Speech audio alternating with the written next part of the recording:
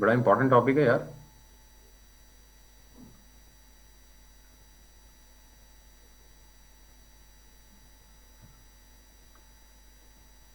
तो प्रॉब्लम क्या थी याद करें, जब हम डिस्कस कर रहे थे ना उसको, पीवीएसटी को, तो और एसटीपी को। जब मैंने कहा था कि यार अगर आपके पास दो स्विच हैं, आप एक लिंक लगाते हैं, उसके बाद आप दूसरा लिंक लगा लें, तीसरा लगा लें, चौथा लगा लें, पांच लगा लें, एसटीपी इन सबको क्या कर देगा? ब्लॉक कर देगा। अब यार ये तो बड़ा मसला है। क्या मैं अब सिंगल लिंक के साथ सरवाइव करूं सारी जिंदगी? ऐसा नहीं होता। आपने ना यहां पर एसटीपी को देना होता है धोखा।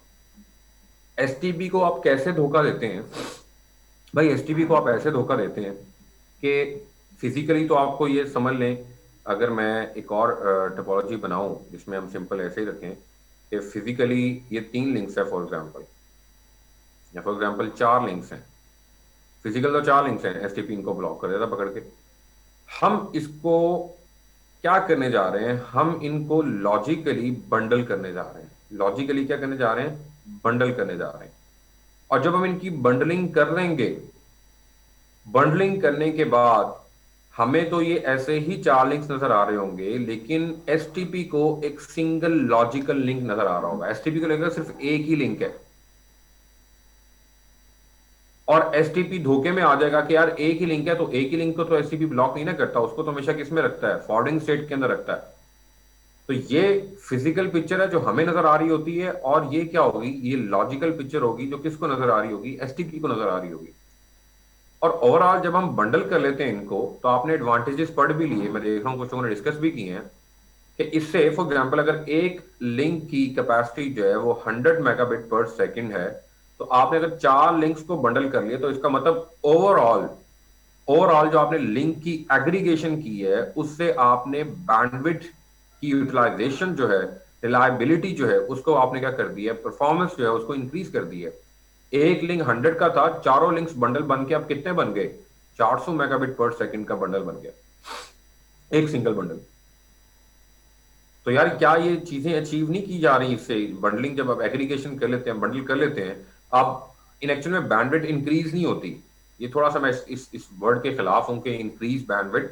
भाई बैंडविड्थ उतनी है जितनी थी, लेकिन आपने बैंडविड्थ को एग्रीगेट कर लिया, जमा कर लिया, इकट्ठा कर लिया।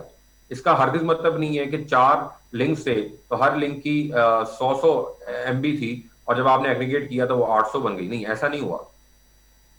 बैंडविड्थ की यूटिलाइजेशन जो है उसको आपने इंक्रीज कर दिया, बैंडविड्थ को आपने एग्रीगेट कर लिया, आपने हायर रिलायबिलिटी जो है वो अचीव कर ली, आपने रिलायबिलिटी को इंप्रूव कर लिया, आपने लोड बैलेंसिंग परफॉर्म कर ली।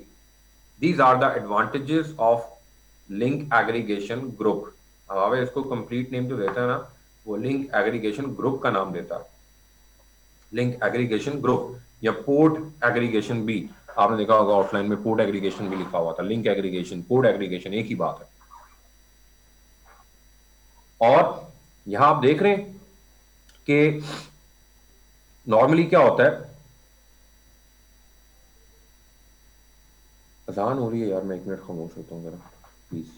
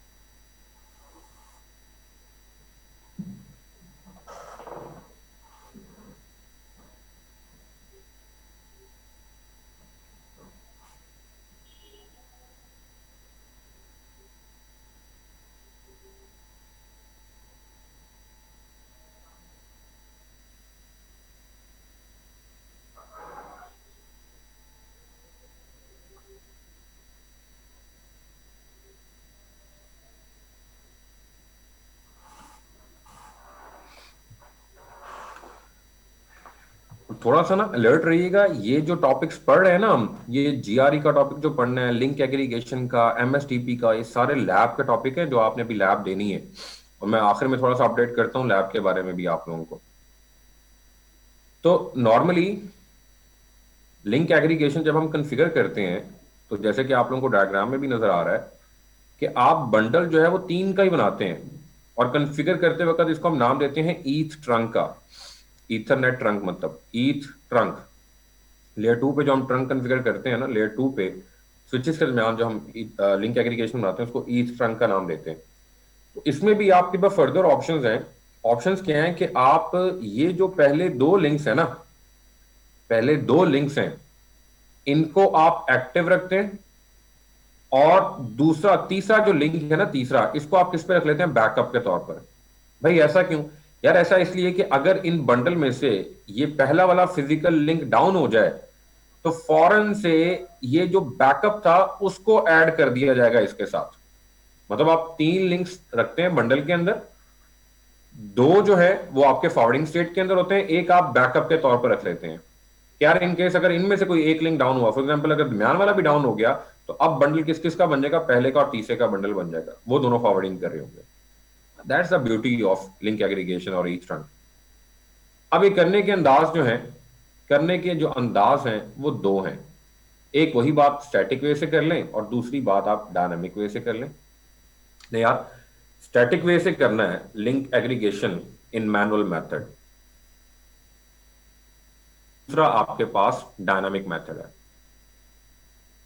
नहीं जी, जो मैनुअल मोड है, मैनुअल मोड के अंदर क्या करते हैं आप, ये आपके पास रोड मैप है जो आपने करना है। नंबर 1 पे स्टेप क्या है, create an each trunk and add member interfaces to each trunk. भाई पहले आप ईच ट्रंक बनाएंगे, और फिर ईच ट्रंक बनाने के बाद आप उन पोर्ट्स पे जाएंगे। जैसे आप पहले एक वीलैन बनाते थे, और वीलैन बनाने के आप उस इंटरफेस के ऊपर जाते थे, उस इंटरफेस को बताते थे कि भाई तुम्हें मैं बाइंड कर रहा हूं इस वीलैन के साथ। तो इसी तरह जब आप इंटरफेस ईच ट्रंक बनाएंगे, इंटरफेस ईच ट्रंक, और उसको कोई भी नंबर देंगे, 12 का, 1 का, वटेवर जो भी आप देते हैं, फिर आप इन इंटरफेसेस के पास जाएंगे और इनको जाकर इस ईच ट्रंक के साथ क्या करेंगे, बाइंड करेंगे, एसोसिएट करेंगे।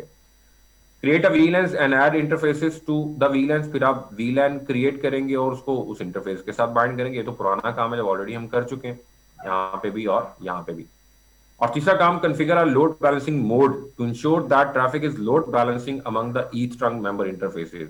तो फिर आपने एक कमांड है जो ट्रिगर करनी होती है, लोड डेस्टिनेशन मैप, कि कौन सा सोर्स किस डेस्टिनेशन की तरफ जाएगा, तो ऑटोमेटिकली लोड बैलेंसिंग करेगा। देखो यार, आपके पास 3 लिंक्स हैं, आपने बंडल बना लिया इसका, लेकिन ऐसा नहीं है कि अब ट्रैफिक जो अभी भी एक ही लिंक से गुजरी होगी। नहीं, राउंड रॉबिन की बेसिस पे किसी की ट्रैफिक यहाँ से जा रही होगी, कुछ की ट्रैफिक यहाँ से जा रही होगी, कुछ की ट्रैफिक यहाँ से जा रही होगी। ये लोड बैलेंसिंग हो रही होगी।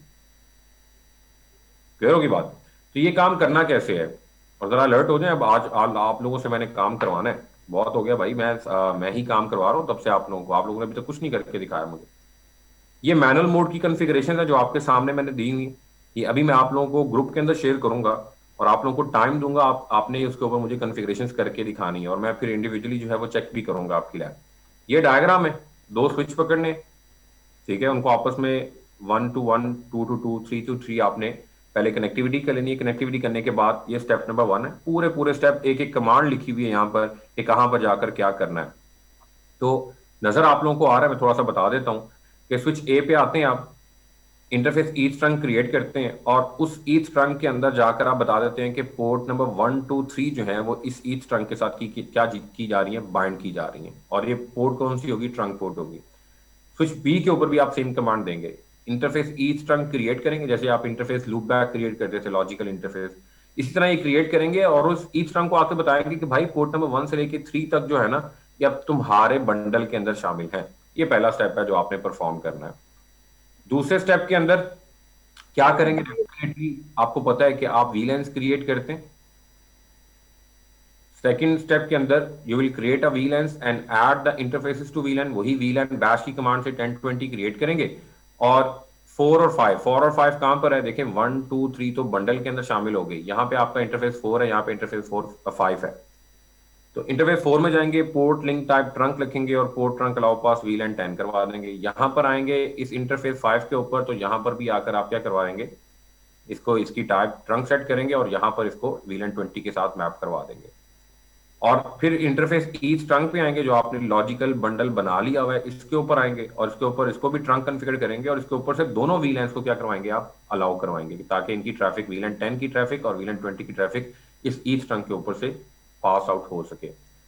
और ये करवाने के बाद बस काम खत्म हो गया है। आखिरी एक जो कमांड देनी है आपने, वो कमांड क्या है, वो कमांड भाई ये है कि आपने इंटरफेस ईच ट्रंक के अंदर जाना है दोबारा और सिर्फ एक कमांड देनी है जो लोड बैलेंसिंग आपकी शुरू कर देगी, load balance source destination MAC, यानी कि लोड बैलेंसिंग करवाओ on the basis of source and destination MAC. और आखिर में वेरिफिकेशन की कमांड है, डिस्प्ले ईच ट्रंक 1 की कमांड से आप वेरीफाई कर सकते हैं। बहुत छोटी सी लैब है, बहुत आसान सी लैब है, और ये आने वाली जो आपकी लैब है उसके अंदर भाई, उसके अंदर इससे रिलेटेड क्वेश्चन लाजमी आता है। इनफैक्ट जितने भी हम टॉपिक्स पढ़ रहे हैं ना, सबसे रिलेटेड क्वेश्चन आएगा। उसके बाद फिर LACP लिंक एग्रीगेशन को कॉन्फ़िगर करने का एक दूसरा मेथड है, और वो है आपका प्रोटोकॉल यूज करते हैं, जिसके अंदर आप LACP link aggregation control protocol, link aggregation control protocol. पहले आपने स्टैटिक वे से कॉन्फ़िगर किया था, अब आप क्या करेंगे, डायनामिक वे से कॉन्फ़िगर करेंगे। और टोपोलॉजी सेम है, वही टोपोलॉजी जो आपने पहले बनाई होगी वही टोपोलॉजी आप यूज कर रहे होंगे, सेम कॉन्फ़िगरेशन है जो आपने करनी है।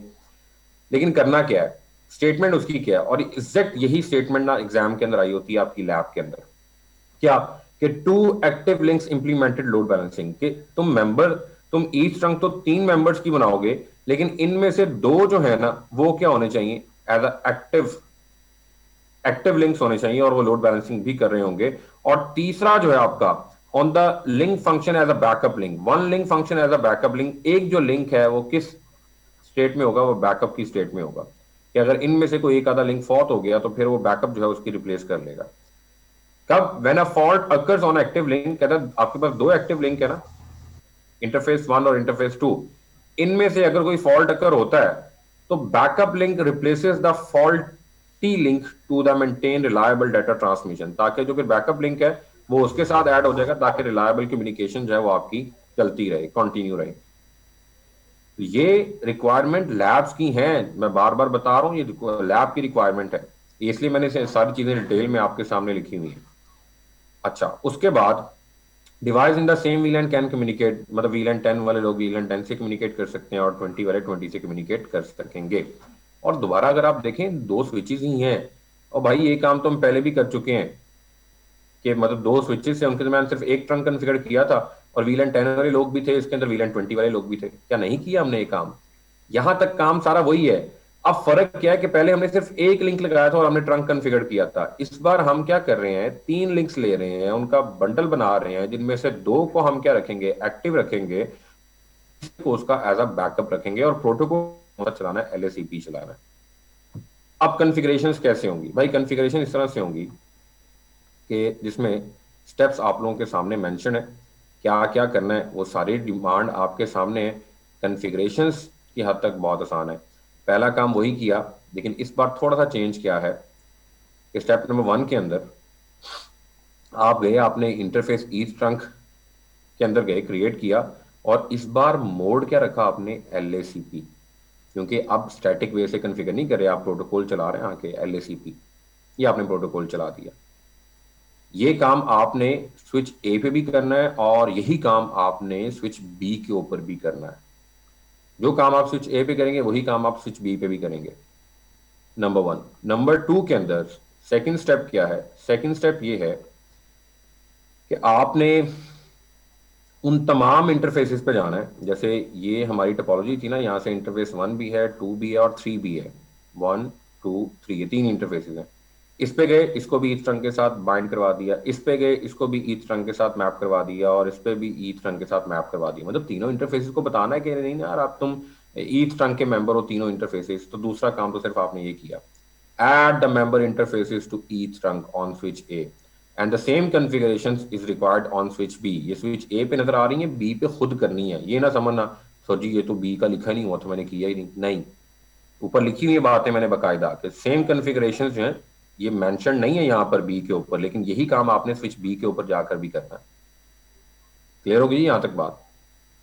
और इसके बाद अगले स्टेप की बात करें, अगले स्टेप के अंदर यहाँ खूबसूरत चीजें हैं ना, मजेदार के अब समझ आती है। सबसे पहले आप ना पूरे स्विच की प्रायोरिटी कॉन्फ़िगर करते हैं एलएसीपी के लिए। अब याद रहे ये प्रायोरिटी वो एसटीपी की प्रायोरिटी नहीं है, ये एलएसीपी प्रायोरिटी आपने क्या कॉन्फ़िगर की 100, और ये सिर्फ आप स्विच ए पे कर रहे हैं। क्यों? ताकि स्विच ए जो है वो क्या बन जाए, एक्टर बन जाए, और स्विच बी जो है वो क्या बन जाए, वो बैकअप बन जाए। यानी कि सारी ट्रैफिक जो है वो इधर से उस तरफ, इधर से इस तरफ भी आएगी, लेकिन इस एलएसीपी के को कंट्रोल कौन कर रहा होगा, जो एक्टर होगा। और एक्टर कौन होता है? जिसकी प्रायोरिटी आप ज्यादा रखते हैं। और उसके बाद देखें, दोबारा आप इंटरफेस ईच ट्रंक के ऊपर गए और आपने वहां जाके बताना है कि मैक्सिमम एक्टिव लिंक नंबर कितने रखने हैं आपने। देखें, बंडल बना रहे थे आप 3 का, और ये क्या था? इंटरफेस ईच ट्रंक था। इस इंटरफेस ईच ट्रंक के अंदर आप जाके क्या बता रहे हैं? इसको बता रहे हैं कि तुमने एक्टिव लिंक्स कितने रखने हैं, 2 रखने हैं, 2। सिर्फ आपने ये कमांड देनी है 2, तो वो खुद समझ जाएगा कि मेरे पास तो 3 है, इसका मतलब एक को क्या रखना है, मैंने बैकअप के अंदर रखना है। और उसमें भी मैं मेंशन करूंगा कि एक्टिव किन किन को रखना है और बैकअप किसको रखना है। जरा गौर कीजिएगा, मैं अगले ही स्टेप के अंदर इंटरफेस 1 पर आया हूं, पहले इंटरफेस पे, और उसको उसकी प्रायोरिटी मैंने क्या कर दी है, 100 कर दी। दूसरे पे आया हूं, उसकी प्रायोरिटी भी क्या कर दी है, 100 कर दी है। जिनकी प्रायोरिटीज आप 100 कर देंगे वो ऑटोमेटिकली क्या बन जाएंगे, एक्टिव बन जाएंगे। और इंटरफेस 3 के ऊपर जाकर आप कोई कमांड नहीं दे रहे, इसका मतलब उसकी प्रायोरिटी वैसे ही लो रहेगी, और वो खुद ब खुद किस में चला जाएगा, बैकअप में बैकअप में चला जाएगा। जब आप उसको मुंह ही नहीं लगा रहे, उसकी प्रायोरिटी ही नहीं सेट कर रहे, तो डेफिनेटली उसकी प्रायोरिटी डिफॉल्ट पे रहेगी। डिफॉल्ट पे रहेगी तो वो किस पे चला जाएगा, वो लिंक बैकअप के ऊपर चला जाएगा। और इसके बाद आखिरी स्टेप जो है वो वही काम कि आपने वीलेंस क्रिएट करनी है। वीलेंस बैच क्रिएट करेंगे, और उसके बाद इंटरफेस 4 और 5, 4 इस तरफ है स्विच के, 5 इस तरफ दिखाया हुआ है उसने, उनके ऊपर जाकर आप उनको मेंबर भी बनाना है, और वीलन 10 जो है वही पास करवानी है। ये वही पुराना काम जो पिछली लैब में हमने किया, भी डिस्कस किया है।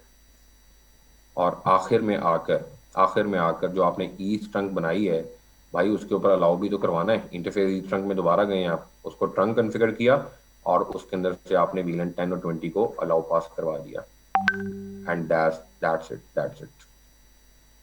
और आखिर में वेरिफिकेशन की कमांड क्या है, डिस्प्ले इंटरफेस ईच ट्रंक की कमांड से आप वेरीफाई करेंगे जो भी नंबर है ईच ट्रंक का आपने रखा है।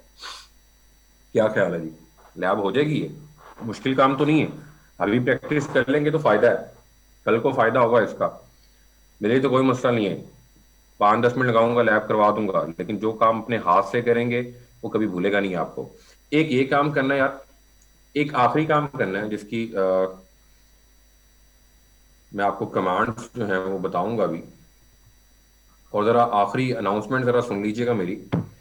कल का जो दिन है ना, बड़ा इंपॉर्टेंट है आप लोगों के लिए, उन लोगों के लिए जो वाकई कुछ करना चाहते हैं और आगे आईसीटी क्विज कंपटीशन में लीड भी करना चाहते हैं, और हवावे की डिवाइस के ऊपर काम सीखना चाहते हैं।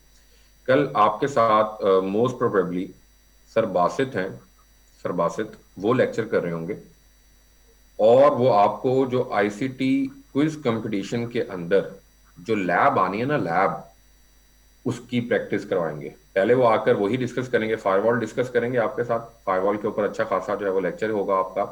और उसके बाद वो लैब स्टार्ट करवाएंगे, लैब की प्रैक्टिस स्टार्ट करवाएंगे।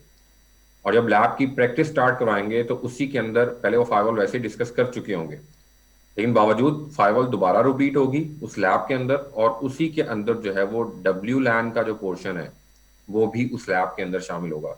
तो ओवरऑल कल सिर्फ ना तो आप ये दोनों टॉपिक्स कवर कर रहे होंगे, साथ ही साथ आप लैब की प्रैक्टिस भी करवाई जा रही होगी आप लोगों को, जो आईसीडी क्विज कंपटीशन में लैब आनी है।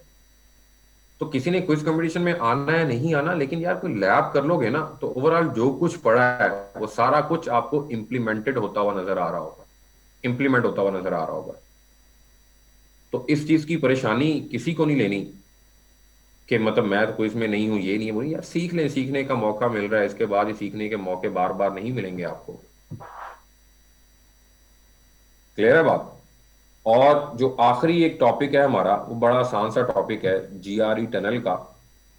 तो जीआरई टनल हम क्यों कन्फिगर करते हैं, थोड़ा सा मैं इंट्रोडक्शन देता हूँ इसका। कहता है टनलिंग इज अ कॉन्सेप्ट। कहता है टनलिंग, ये जीआरई टनल होती है, बेसिकली क्या होती है, एक टनल होती है। कहता है एक ऐसा कॉन्सेप्ट है where we puts packet into a packet, जिसमें हम एक पैकेट के अंदर क्या डालते हैं, एक पैकेट डाल देते हैं। फॉर एग्जांपल IPv4 का एक पैकेट है, IPv4 के पैकेट के अंदर हम क्या ऐड कर देंगे, IPv6 का पैकेट ऐड कर देंगे। एक पैकेट के अंदर पैकेट डाल देना ताकि उसको सिक्योर वे से एक सोर्स से डेस्टिनेशन तक पहुंचाया जा सके, इसके लिए हम GRE टनल कॉन्फ़िगर करते हैं, so that they can be transported over certain networks, ताकि उनको सर्टेन खास किस्म के नेटवर्क्स के ऊपर पहुंचाया जा सके। ऑल्सो कॉल दिस इनकैप्सुलेशन, इसको हम क्या बोलते हैं, इनकैप्सुलेशन भी बोलते हैं। इनकैप्सुलेशन पता है क्या होती है, कोई एक डाटा था ना, एक डाटा, इस डाटा के साथ एक एक्स्ट्रा हेडर ऐड कर देना, किसी किस्म की फर्दर इंफॉर्मेशन ऐड कर देना, इसको हम बोलते हैं इनकैप्सुलेशन। जिससे क्या होता है, उसका साइज, फॉर एग्जांपल डाटा का साइज जो था 32 बिट था, आपने हेडर ऐड किया 64 का, तो हेडर था सिर्फ, तो 64 और 32, अब ओवरऑल आपका पैकेट जो है वो बड़ा हो गया। लेकिन इस प्रोसेस को हम क्या बोलते हैं, इनकैप्सुलेशन बोलते हैं। दो तीन एग्जांपल्स हैं जो आपके लिए बहुत बेनिफिशियल है समझने के लिए। कहता है good example is when you have two sites with IPv6 addresses. For example यार ये दो साइड्स हैं आपके पास, एक ये साइड है, एक ये साइड है, और नीचे आपके लैन के ऊपर क्या चल रहा है, IPv6 चल रहा है। यहाँ भी IPv6 चल रहा है, यहाँ भी सारी IPv6 की एड्रेसिंग की हुई है आपने, ठीक है, on their LAN. IPv6 addresses on their LAN, but they are only connected to internet via IPv4 addresses। यार जो आपकी इंटरनेट के साथ कनेक्टिविटी है ना, वो सिर्फ किसके साथ है, वो IPv4 एड्रेसेस के साथ है। अब आपकी कनेक्टिविटी किसके साथ है, IPv4 एड्रेसेस के साथ। ये बीच में आपका ISP है, फॉर एग्जांपल ये आपका हेडक्वार्टर है, ये आपकी क्या कोई ब्रांच है, अंदर आप IPv6 चला रहे हैं, बाहर की कनेक्टिविटी किसके साथ है, IPv4 के साथ है। यार एक प्रॉब्लम नहीं है। तो फिर हम क्या करेंगे, यहां पे एक GRE टनल क्रिएट करेंगे, एक GRE tunnel, side to side क्या करेंगे, एक टनल क्रिएट करेंगे, और IPv4 के हेडर के अंदर ही क्या घुसा देंगे, एंटर कर देंगे, IPv6 की ट्रैफिक ऐड कर देंगे ताकि वो यहां से होती हुई चली जाए। अदरवाइज कंपैटिबल नहीं है IPv4 IPv6 के साथ कि वो मतलब आपकी कनेक्टिविटी पब्लिक IP कौन से चल रहे हैं, IPv4 के चल रहे हैं, IPv4 के, तो IPv6 तो वैसे ही नहीं ट्रेवल कर सकेगा। तो normally it would be impossible for two IPv6 LANs, कहता है ये इम्पॉसिबल है कि दो लैंड्स हों जो IPv6 के ऊपर हों, वो टू रीच ईच अदर, वो एक दूसरे तक पहुंच जाए, मतलब यहां से आप पिंग करें वो पिंग यहां पर आ जाए, यहां से पिंग करें वो पिंग यहां पे आ जाए। कहता है ऐसा नहीं हो सकता, but by using tunneling the two routers, अगर आप दो राउटर के दरमियान क्या बना लेते हैं, टनल बना देते हैं, will put IPv6 packets into IPv4 packets. तो क्या करेंगे, उस IPv4 पैकेट के अंदर ही हम IPv6 का पैकेट डाल देंगे, क्योंकि राउटिंग तो सारी IPv4 से होनी है, तो अंदर हम IPv6 भी छुपा देंगे, so that over IPv6 traffic can be routed on the internet, ताकि हमारी IPv6 की ट्रैफिक जो है वो भी इंटरनेट के ऊपर से जा सके। आगे ऐड करता है वो अनदर एग्जांपल, एक और एग्जांपल ले लो यार, कि वे we have an headquarter and branch site, अभी मैंने बात की इसकी, and you want to run a routing protocol like RIP, OSPF या EAGRP, कुछ भी आप चलाना चाहते हैं, we can tunnel these routing protocols so that headquarter and branch router can exchange routing information। यार ये आपका हेडक्वार्टर था ना, ये आपकी ब्रांच थी, अब बीच में ISP है, बीच में पता नहीं क्या क्या चल रहा है, लेकिन मैं क्या करूंगा, मैं सिर्फ अपने एक GRE टनल क्रिएट करूंगा और इस टनल के ऊपर ही राउटिंग प्रोटोकॉल चला दूंगा, और हमारे राउट आपस में एक दूसरे के साथ एक्सचेंज होना शुरू हो जाएंगे। इंस्टेड कि ISP पे क्या चल रहा है क्या नहीं चल रहा, हमें इस चीज पे बॉदर करने की जरूरत नहीं है। तो ये बड़ी प्रैक्टिकल एग्जांपल्स हैं जो मैंने आप लोगों के सामने रखी है। लैब किस तरीके से करनी है यार, लैब का तरीका बहुत आसान है, ऑलरेडी आप सारा कुछ कर सके हैं, कुछ एक्स्ट्रा कमांड्स जो है वो आप लोगों को बस सीखनी है, वो मैं अभी आप लोगों के साथ शेयर करूंगा। आप लोगों को याद है कि राउटिंग तो आप कर ही चुके हैं, आपने 3 राउटर्स लेने, एक ISP का राउटर, एक हेडक्वार्टर का राउटर और एक अपनी ब्रांच का। बल्कि काम करता हूं मैं, ये आपको शायद टफ ना लगे, मैं शेयर कर दूंगा, लेकिन एक सिंपल डायग्राम बनाता हूं आपके सामने, और आप लोगों से रिक्वेस्ट करता हूं कि उनको जरा नोट डाउन कर लें। या समझें ये आपका क्या है, ये हेडक्वार्टर है, ये हेडक्वार्टर का राउटर है, और बीच में आप एक राउटर लगाते हैं जो आपके ISP का राउटर है, और यहां पर आपकी क्या है, यहां पे आपकी ब्रांच है, ये आपका ब्रांच ऑफिस है, ये आपका ब्रांच ऑफिस है। याद करें इसका टोपोलॉजी तो हम पहले ही बना चुके हैं, जिसमें इसमें आपने R1 का नाम दिया, इसमें R2 का नाम दिया, इसमें R3 का नाम दिया, मेरा ख्याल यार बंदे ने की हुई है, लेकिन थोड़ी सी शेप चेंज करने जा रहा हूँ। शेप किस तरह से, ताकि आपको पिक्चर जो है वो क्लियर कट हो। हेडक्वार्टर में जरा नीचे बना रहा हूँ, ISP राउटर थोड़ा ऊपर रख रहा हूँ। पहले वो डायग्राम क्यों बनाई, ताकि आप लोगों को याद आ जाए कि हाँ यार ये तो हम OSPF में बना चुके हुए हैं, और ये आपकी क्या है, ये आपके ब्रांच साइड है, ये ब्रांच है आपकी। नहीं यार, इनकी कनेक्टिविटी की थी आप लोगों ने, हमने यहाँ पे 1.0.0.0 नेटवर्क चूज किया था, तो 1.1.1.1 और यहाँ पर 1.1.1.2 लिखा था। यहाँ पर हमने 2.1.1.1 का आईपी और यहाँ पर हमने 2.1.1.2 का आईपी यूज किया था, और नेटवर्क हमारा 2.0.0.0 था, /8 के साथ, ये भी /8 के साथ। यहाँ पर दिल करता है लगा लें, अपनी टोपोलॉजी अच्छी बना लें और स्विच लगाएं, साथ एक एक पीसी लगा दें। और यहाँ पर क्या करें, ये लैन है ना, यहाँ पे भी एक नेटवर्क चूज करना पड़ेगा। फॉर एग्जांपल यहाँ पे आप नेटवर्क चूज कर लेते हैं 192.168.1.0 वाला नेटवर्क, और यहाँ पर आप चूज कर लेते हैं 192.168.2.0 वाला नेटवर्क। यार ये काम तो आप सारे ही कर चुके होंगे पहले ही।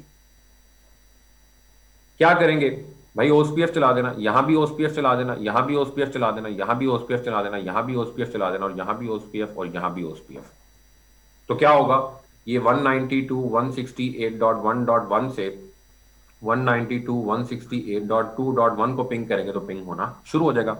अच्छा, और कॉन्सेप्ट अपने समराइज करने हैं जरा गौर से, और कॉन्सेप्ट अपने समराइज करने ना, जिसने कि यार मैंने तो बहुत चीजें पढ़ ली हैं, क्यों ना इसी टोपोलॉजी के अंदर सबको बिल्ड करूं। तो कोशिश कीजिएगा जो इंटरेस्टिंग है पढ़ने में, भाई जब ओएसपीएफ यहां चलाएंगे ना, तो इसको एरिया 0 में एडवर्टाइज करना, और इसको एरिया 1 के अंदर, और इसको एरिया 2 के अंदर। समझदारों को समझ आएगी क्या बात कर रहे हैं सर आप।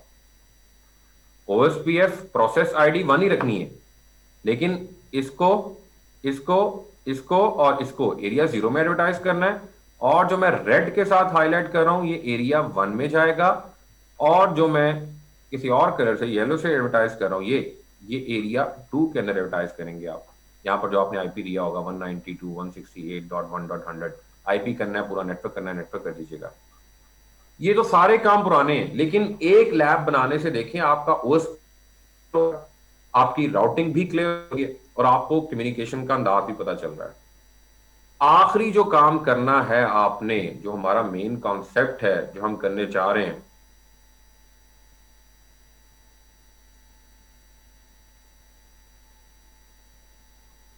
साकिब मैं तो इस टाइम अपना बोर्ड खोल के उस पर वर्किंग करा रहा हूं, ना तो पीपीटी खोली हुई है मैंने, ना ही मैंने ईएनएसपी खोली हुई है। जी बाकी सबको नजर आ रहा है यार जो मैं इस टाइम शेयर कर रहा हूं? चले, बाकियों को पहले ही नजर आ रहा था ना यार, आपका फिर इंटरनेट स्लो होगा थोड़ा सा। ठीक है, जबरदस्त। अब जो आखिरी काम, सबसे इंपॉर्टेंट काम जो हम करने जा रहे हैं यार, वो काम ये है कि हमने ना हेडक्वार्टर टू कलर चेंज कर लूं यार, हेडक्वार्टर टू और ब्रांच साइड एक टनल क्रिएट करनी है। क्या करनी है, एक टनल क्रिएट करनी है। जैसे अभी आपको यहाँ पर जो मैं डायग्राम दिखा रहा था उसमें आपको ये टनल बड़ी क्लियरली नजर आ रही होगी कि टनल क्रिएट करने से मुराद क्या है, ये नजर आ रहा है ना आप लोगों को यार, ये टनल क्रिएट करनी है आपने। अब इस टनल के अंदर आप करेंगे क्या, मैं दोबारा उसी व्हाइट बोर्ड पे जाता हूँ। इस टनल के अंदर आपने करना क्या है यार, आपने ना एक नेटवर्क यूज करना है। फॉर एग्जाम्पल आप यूज कर लीजिएगा 10.0.0.0 वाला नेटवर्क, 0 वाला नेटवर्क। इस साइड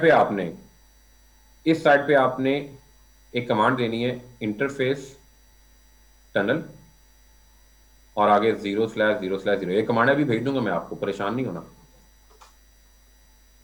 इस इंटरफेस टनल के अंदर जाकर इस साइड पे आपने, इस इंटरफेस टनल के अंदर जाकर आपने 10.1.1.1 का आईपी साइन कर देना है, और इस साइड पे जाकर आपने 10.1.1.2 का आईपी साइन कर देना है।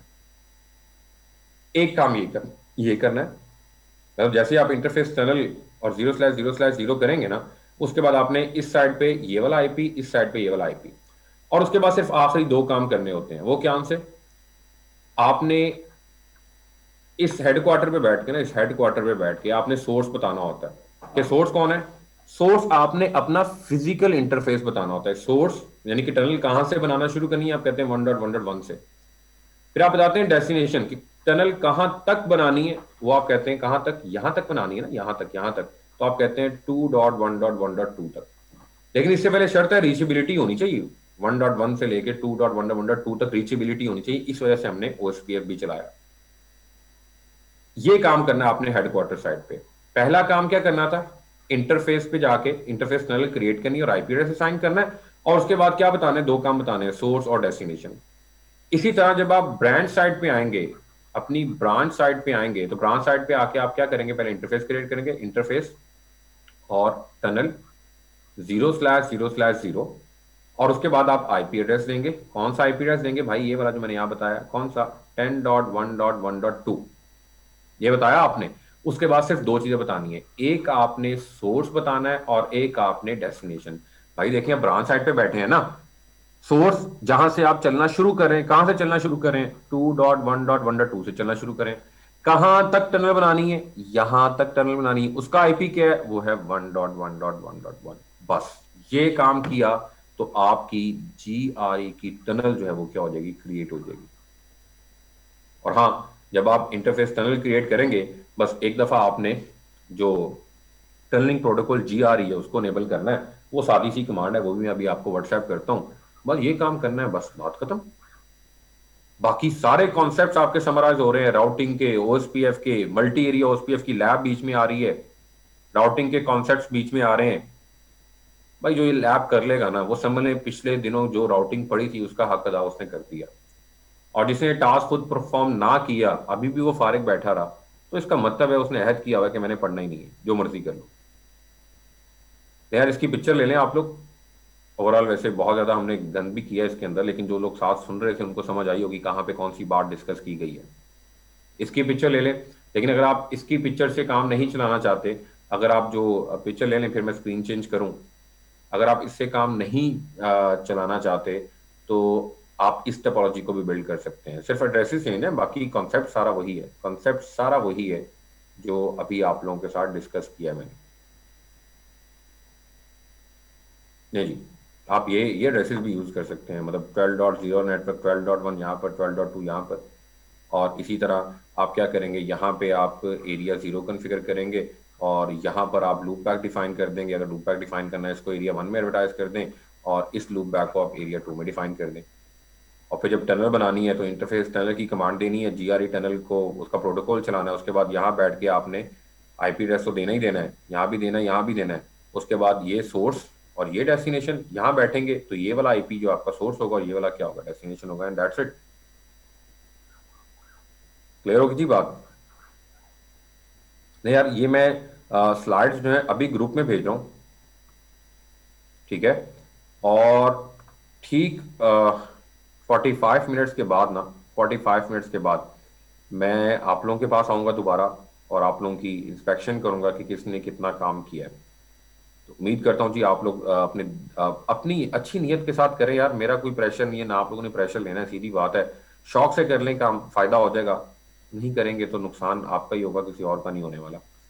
नहीं जी, मैं ये अभी व्हाट्सएप ग्रुप के अंदर जो है ना, ये फाइल मैं आप लोगों के साथ शेयर कर देता हूँ। और जीआरई टनल की जो 2-3 लाइनों की कन्फिग, बाकी काम आपने खुद करना है, ओएसपीएफ कैसे चलाना है, आईपी जो है वो असाइन कैसे करने हैं, ये सारा काम आपने खुद करना है। मैं सिर्फ जीआरई टनल की कॉन्फ़िगरेशन जो है ना वो आप लोगों को भी आपके साथ शेयर करूंगा, बाकी काम आप लोगों ने खुद करना है। बात समझ रहे हैं मेरी आप?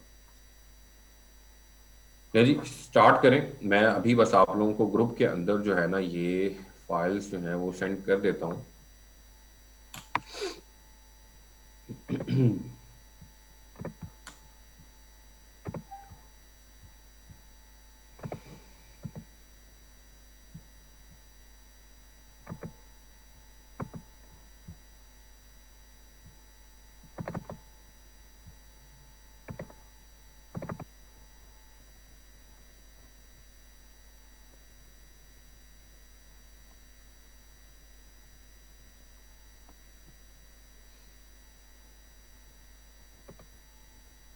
ले यार, मैं ग्रुप में शेयर कर रहा हूँ, आप लोग अपनी डिवाइसेस ऑन करें, इनएसपी को खोलें और टोपोलॉजी बिल्ड करें। अभी आपके पास ग्रुप के अंदर जो है वो स्लाइड्स अभी अभी आ जाती हैं, ठीक है। और दिल से काम कीजिएगा यार।